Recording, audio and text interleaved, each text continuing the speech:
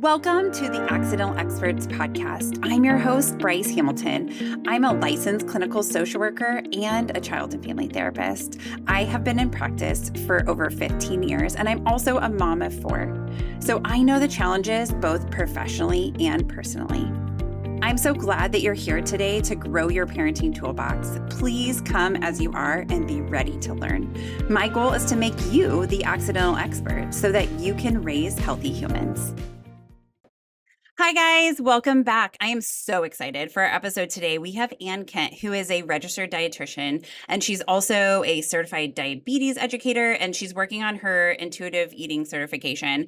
And she's also a mom of 2, and she also has a toddler. So she is going to be talking to us today about toddler eating and their particulars to help us understand how to navigate raising healthy eaters. And I think this topic is so important. I've gotten so many emails about this topic, and so I am excited to bring her to us today to talk about picky eating. With that, let's get to Ann. Thank you for having me. Yeah. Okay. So talk to us about yourself a little bit. Can you give us just like a brief introduction of yourself? Absolutely. So, like you said, I'm a registered dietitian. I'm also training to be a certified intuitive eating counselor. And I myself have 2 kids. I'm a bonus mom of a 15-year-old, and then I have a 2-year-old toddler. So I'm You're in it. I am in the thick of the picky eating phase right now. Yes. Okay, perfect. And you have an awesome program where you are kind of giving parents these skills of like helping them to navigate meal planning and those kind of things on your Peace and Happiness. Is that right? Yes. Website. Yes. Yep. Awesome. My Very app is cool. the Peas and Happy Meal Guides, and I send a menu of different ideas every week to help parents with that overwhelming question of what's for dinner. Yes, I love this idea. So, I mean, and especially with toddlers, it's hard to plan. We're busy, right? When we have the little kids, I mean, we're busy through all of raising kids, but I think when they're little, it's hard to like think about that. And then it's like, what's for dinner? And then everybody is stressed. So I think this is a fantastic program. Okay, so let's talk about why can infants and become toddlers who turn into selective eaters? So as infants, when we introduce food, they're doing so great and they eat everything. And then all of a sudden we're in toddlerhood and they're eating nothing or only want everything brown or white. What is the deal with that? I think it's really important to know that this is a normal and natural phase that happens. Picky eating is a phase that starts generally around age 1 and can last up to like age 5. And we as parents need to help them through it.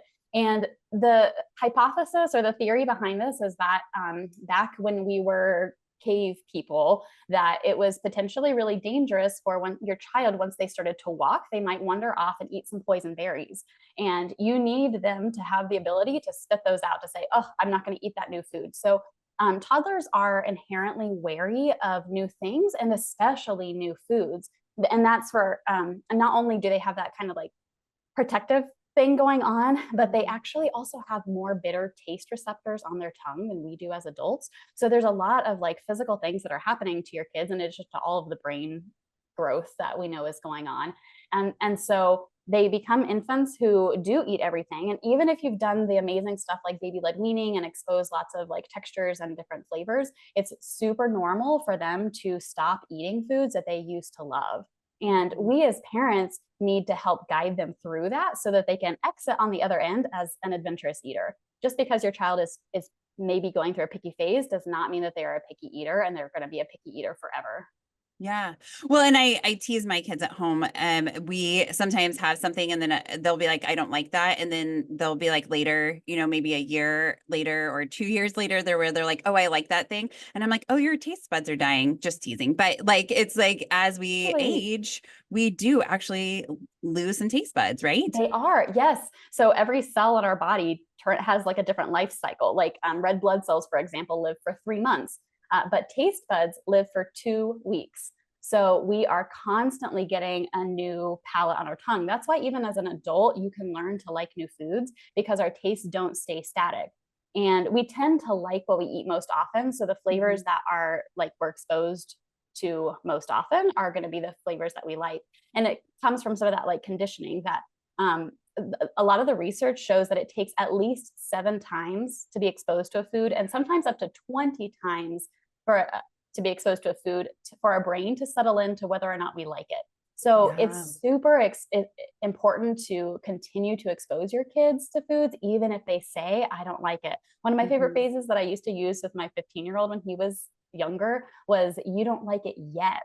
And we Mhm. talk about that time when I was a kid and I didn't like asparagus, and then I kept trying it and eventually I did. And so like even bringing in your own stories to like show your children how you can change, I think is so helpful and important to give them a narrative that they're not stuck in picky eaterhood. Yeah, yeah, to open, I love the power of, yeah, I use that in my practice a lot of just being able to say, like, I can't do this yet, or I don't like that yet, because it opens the door in our mind to the possibility that things can change, which is lovely because things do change. I mean, that's what we know for sure in life is that things are going to change.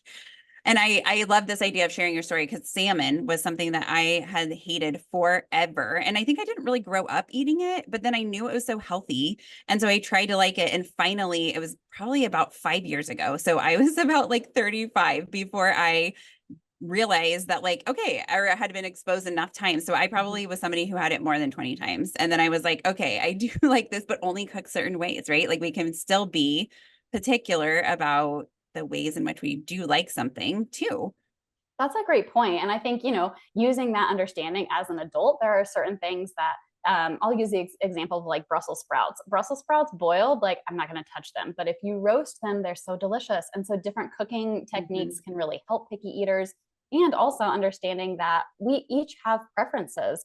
And our toddlers and our young kids, they're humans too. And so they're going to have different preferences. So exploring those in sort of a neutral, non judgmental way can be really Mhm. helpful. Yeah. And we do at our house a new thank you bite. So, like, even if they don't want something, we still take a bite of it to try. Do you think that's a good strategy to kind of still be exploring things? I'm glad you asked that question because there's kind of mixed opinions about this. On one hand, I think it depends on the kid, honestly. Hmm. So if you have a child who is like open to that and they're not going to like give you a lot of pushback, then like having that as a rule around the table and everybody does that, I think is just fine. If on the other hand, you have a child who is like really resistant, and anytime you even suggest that they try a new food, they're like my toddler, for example, he's in the phase where like he will not even tolerate that new thing being on his tray or anywhere Hmm. near him. Um, if you're like to that extreme, then my biggest recommendation is to lower the pressure. If you have Sure. like that strong of a reaction, like get the stress off the dinner table, because I think that that's one of the biggest issues with picky eating, or like when there's stress around the dinner table. If we can minimize that, it's going to make them a lot easier, a lot more likely to try something new. And an Yeah. exposure actually is more than just tasting something. Hmm. So things that counted as exposure are seeing the food on the table, seeing a trusted adult eat the food, seeing their friends eat the food, touching the food, smelling the Hmm. food, putting the food in their mouth and spitting it out. All of those Hmm. things are exposures to food beyond just the actual eating. So I Yeah. guess I just want to give that as an alternative if you're struggling Yes.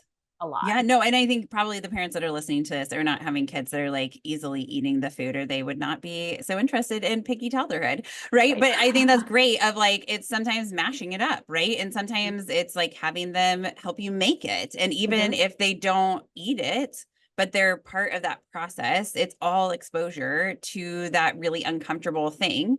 And exposure is really how we get over anxiety, but it doesn't have to be forced, right? It can be Right. a gentle approach, and that probably is more opening for that repeated exposure if we're gentle about it. Yes, absolutely. I think that there's a lot about autonomy that goes into this. And especially in toddlerhood, what is that time? That is when they are trying to stretch their, autonomy muscles.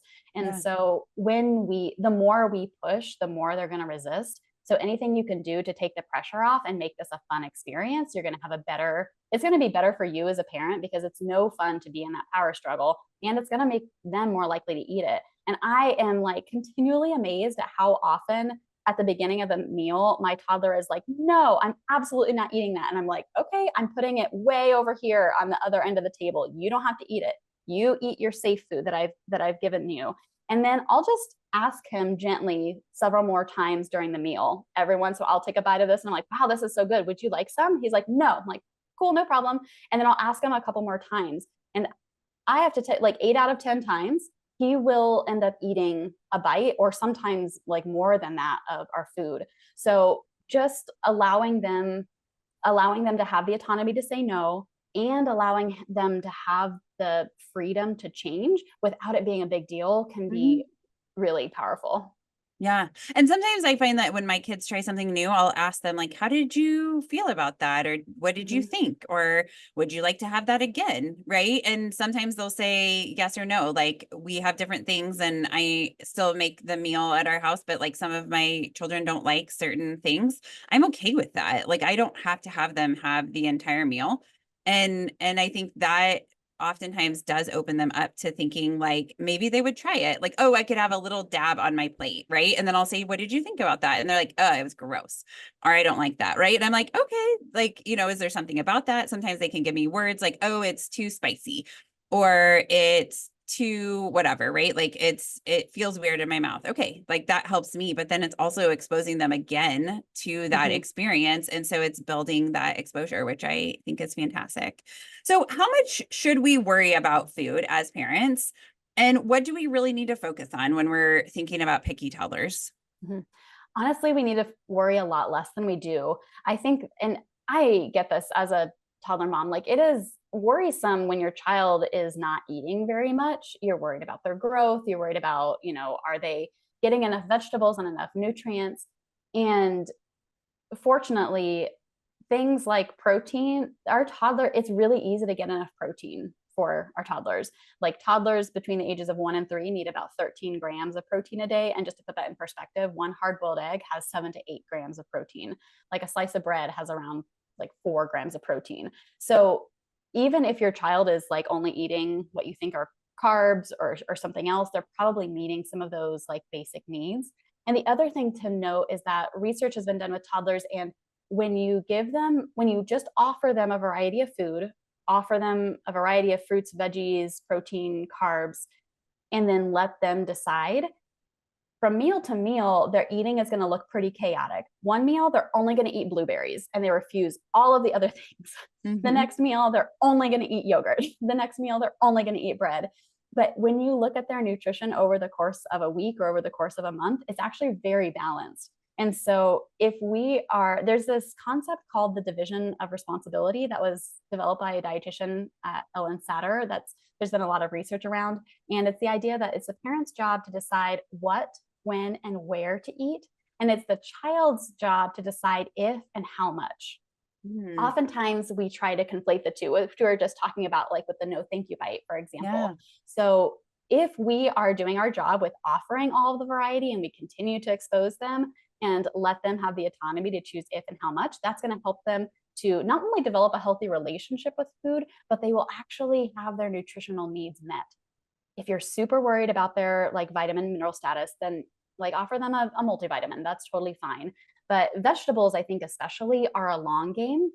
Like my goal with my toddler is to help him be a healthy adult, and part of being a healthy adult is eating your fruits and vegetables and enjoying them, not making it a Mhm. chore. In the short term, he's not going to become deficient in like a nutrient in a day. That's not how nutrition works. So I guess I say this to take some of the pressure off parents of like, oh my gosh, are they getting enough nutrition? The answer is almost always yes. The red flags I would watch out for are growth. If you're going to the pediatrician and their growth is like tanking on the growth chart, then we've got a larger problem. Or if they are so selective that they only have like 2 foods that they will touch, then there might be something else going on. But for most kids, if they've got energy, if they're like happy and healthy and growing, then I just want to reduce that stress for you. Probably things are fine. Yeah, that's great perspective to have of like it's not just so much for this day because I have a 2-year-old and sometimes he does that exact thing where it's like he ate 1,000 berries, all different kinds, but that was all he wanted for dinner, right? And some sprinkles of cheese on his berries, which I mean, who will ever Of course. understand that, Yeah. right? But it's like, it was like that doesn't seem like enough, but then it's also like I don't really know if it's enough, right? So like somewhat we have to trust them to be able to decide when they're done with the food and full and or have had enough for now or I think about snacks too. My kids eat snacks and I try to like encourage healthy snacks. And so it's like sometimes that is kind of like meals in like small plates, right? Mhm. Versus it being like a sit down, have a big meal kind of situation. My toddler especially would prefer lots of small snacks. So he wants to eat cucumbers and that's a snack. And then later he wants yogurt and that's a snack, right? Like, and these different things. And so, but it's not at one meal. And so I sometimes Mhm. have to remind myself like, okay, what did we eat between lunch and dinner?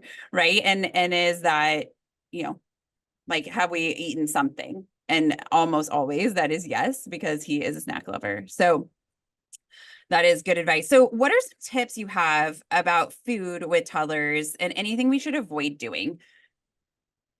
Yeah, well, really, it's that crossover of that division of duty and or division of responsibility. And if we're moving too far into their job, then we can cause some unhealthy behaviors in the long term. And so, what we can do, what are good things, are focusing, like we talked about, on the what, when, and where. So, thinking Mhm. about like offering a structure around food, um, things like a loose schedule. I'm going to say loose because pre-toddler mom dietitian Anne would have said, "Oh, you need to like have scheduled things." And now I understand that things need to be a little bit more loose when you are living in reality.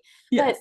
offering something every like 2 to 3 hours can be Mhm. very helpful for both like making sure that they're getting something to eat, but also avoiding like constant grazing. And that helps them to tune into their hunger cues. Mhm. If we are constantly snacking, then they're never really going to feel hunger, and so they're never really going to be motivated to eat to fullness. And Yeah. then on the other hand, if we're expecting them to eat on an adult schedule and spread those meals out like every 4 hours, that's just too long for little toddler bellies. And so they're going to be so hangry and so upset by that meal that they're going to refuse everything. I mean, not just Mhm. food, like nothing is good when a toddler is hangry. So focusing on that and then offering the nutrition is really important. What we should not be doing is trying to decide for our toddler how much they need to eat. And I'll use the example of over the weekend. My child is in a non-growth spurt. I want to even, I was even thinking about this of how we use the word growth spurt. And we understand that there are periods of time when they're growing more than other times. And that Mhm. means that there's going to be periods of time that they're eating more than other times. And we don't know that. There's no way that I, as a mom, can know when he's in a growth spurt and when he's not. So I Mhm. need to trust his body that he is going to eat when he's hungry and he's not going to eat when he's full. That's really hard to do when like over the Mhm. weekend he wasn't eating as much as he had been the previous 5 days. But understanding that I'm looking at a larger frame of time can be really Mhm. helpful, and remembering, okay, he was eating earlier, so he was probably going through the growth spurt and now he's less. The other thing that I would really encourage parents to avoid doing is avoid making everything about nutrition, and especially avoid talking about weight. These are two things that the intuitive eating research has shown are can be really damaging in the long term for a healthy relationship with food. So we can talk about food. We can talk about how different foods serve our bodies in different ways in a Mhm. more morally neutral way. As an example, I would say, so let's talk about the berries versus chocolate. Mhm. Um, because we as an adult, part of our job is to decide what to eat. And if my child has only eaten chocolate for breakfast and lunch, it's probably time to gently nudge him in a different direction, because I know as an adult that's not nutritionally balanced. So we could say things like, "Hey, buddy," and maybe even like chocolate is not a good example.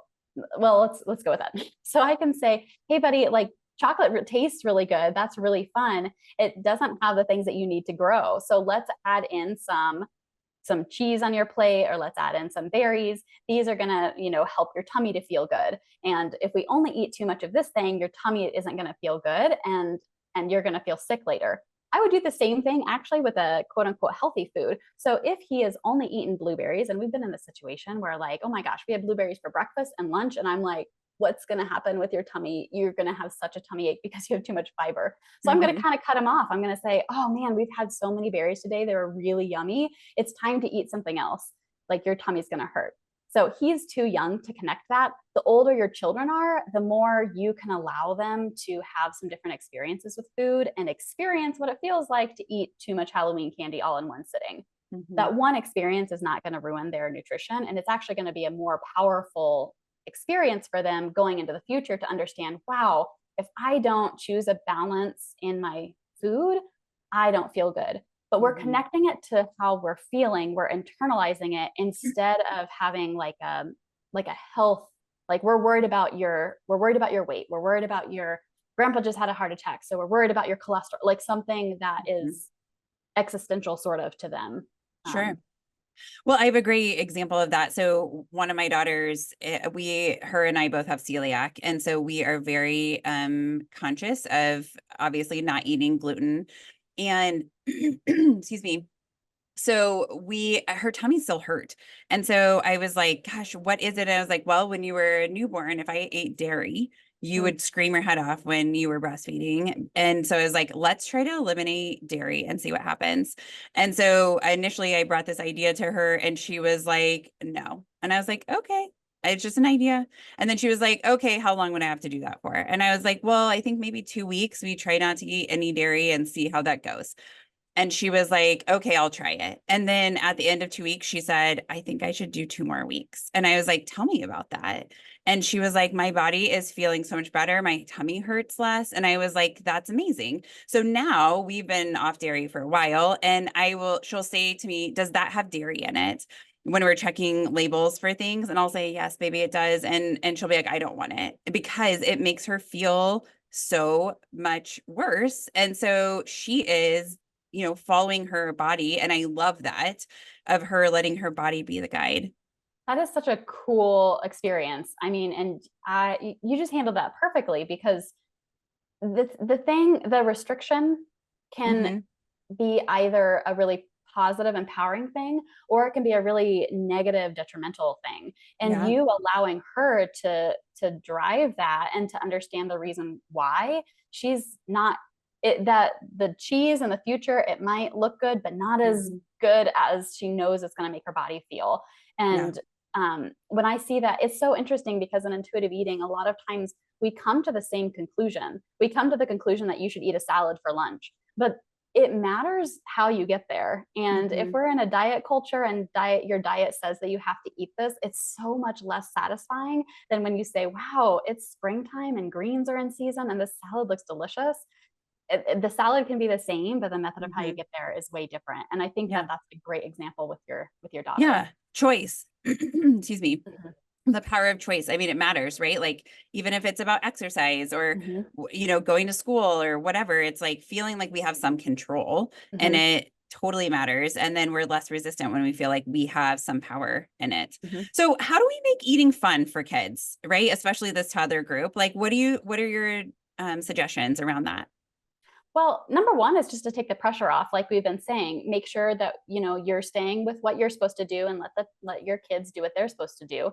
And then enjoy your meals together. So talk about your day, play games at the table, pick a funny question of like, if you could be a zoo animal, what would you be? I think mealtime is so much more than just the food we're eating. And our culture has lost that in a lot of ways with our busyness of like, getting to the next thing. And I understand that it's not possible to eat family dinner together at the table every single night. And that's okay. It does not have to be every single day, every single meal has to be home cooked. But if you could do that once a week, that would be really powerful for your kids to watch you eat, to watch you interact, to understand that this can be a time of connection.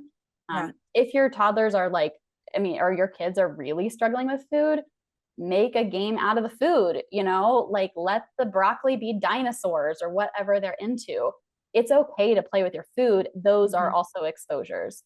And if you're coming from a place of like, wow, we used to have this like, no, thank you, biter. We used to all have to try this thing. And that's been a stressful experience. It's okay to change the rules. And you can just say it to them. You can say, hey, I've been learning and reading, and I think this hasn't been working for our family. So we used to have to all take a bite, and we're not going to do that anymore. So, and your kids are going to be like, I don't believe you.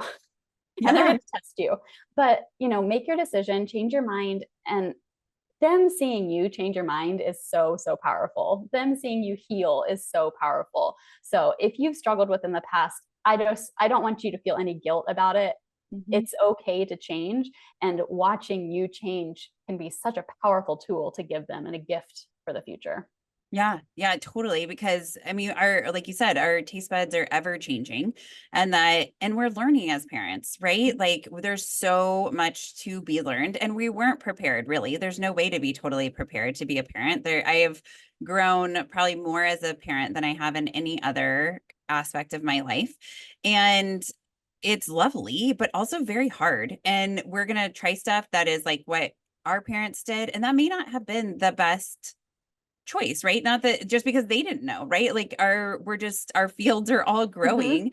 And so we're learning more about all things, and it's okay for our kids to see that. And then it gives them power to also be like, oh, I'm changing my mind about this, and to not make it a big deal about, having a different opinion. Like I used to love dinosaurs and now I love mermaids. That's cool, right? Like all great. Just like with foods too. That's fantastic advice. So what do you want parents to take away from our conversation about toddler eating? I think the biggest thing is to remember how powerful autonomy is, like you were just saying, like the power of choice. And that's for you, and that's for your tiny humans too. So reducing the stress around this, both for you as a parent, knowing that you're playing the long game. You don't have to make every meal perfect. You're focusing on exposure, like giving yourself some grace in that, and then giving your kids some grace, and understanding that, they have bad days and they have good days, and some days are going to be easier. So my biggest takeaway is just reduce the pressure, give yourself grace, focus on exposure rather than perfection. Yeah, that's great advice. Thank you so much. This conversation has been so enlightening, and I've learned a few things about, exposing my kids to foods, and the thought process about the meal being more of like a month plan kind of thing instead of this, daily or every meal kind of situation. So I appreciate that. Absolutely. Thank you so much for having me. Yes, absolutely. That was all really good information. Thank you so much for helping us to understand what is normal in toddlerhood and what we should be looking out for, and how to encourage our toddlers to be explorers in the terms and realm of food. I know that parenting can be so stressful, and that when you have a particular eater, that just increases our stress as parents, because we're so worried about them growing up to be healthy humans. And to alleviate that stress, to kind of shift our perspective around eating as more of a whole plan, that it's not just today or this meal, that it's more about like this month or this week. And I think that for me as a mom too, helps to reduce some of my stress around toddler eating. If you guys like what we're doing, please subscribe and share us with your friends. Follow us on Facebook and Instagram and YouTube, and keep emailing us with your requests, because we are loving that. accidentalexperts@gmail.com. Thanks, and have a fantastic day. Some words from our legal team. The information presented in this podcast is not intended or implied to be a substitute for appropriate professional advice, diagnosis, or treatment. All content, including text, graphics, images, and information contained on or available through this podcast, is for general information purposes only. This podcast makes no representations and assumes no responsibility for the accuracy or information on or available through this podcast, and such information is subject to change without notice. You are encouraged to confirm any information obtained through this program with other sources, and review all information regarding any condition or treatment with the appropriate professionals. What we're saying is, yes, I am a real therapist, but I'm not your therapist.